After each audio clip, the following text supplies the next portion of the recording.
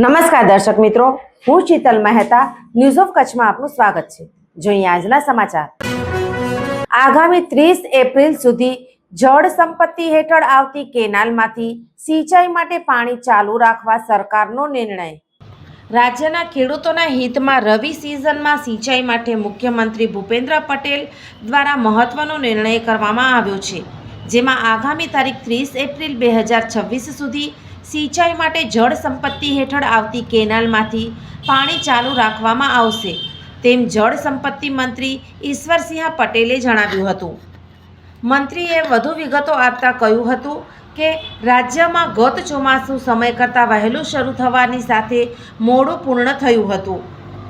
ઉપરાંત પાછોતરા કમોસમી વરસાદના કારણે ખેડૂતોનો ખરીફ પાક મોટા પ્રમાણમાં નિષ્ફળ ગયો હતો।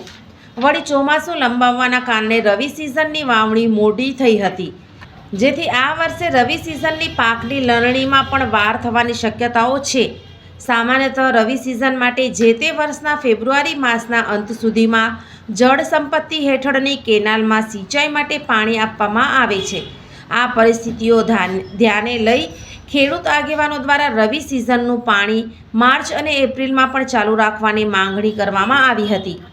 આ બાબતે ગત તારીખ 11 માર્ચ 2026ના રોજ ઉચ્ચ કક્ષાની બેઠકમાં ચર્ચા થઈ હતી। તેમાં નક્કી થયા મુજબ ચાલુ વર્ષે રવિ સિઝન પાછળ લંબાયેલ હોવાથી પીવાના પાણી અને અન્ય આરક્ષણને ધ્યાને લઈ ખેડૂતોના હિતમાં રવિ સિઝન માટે આગામી તારીખ 30 એપ્રિલ 2026 સુધી સિંચાઈ માટે જળ સંપત્તિ હેઠળ આવતી કેનાલમાંથી પાણી ચાલુ રાખવા નિર્ણય કરવામાં આવ્યો છે, તેમ મંત્રીએ ઉમેર્યું હતું। દર્શક મિત્રો, આજે તારીખ 13 માર્ચ 2026 આ હતા આજના સમાચાર।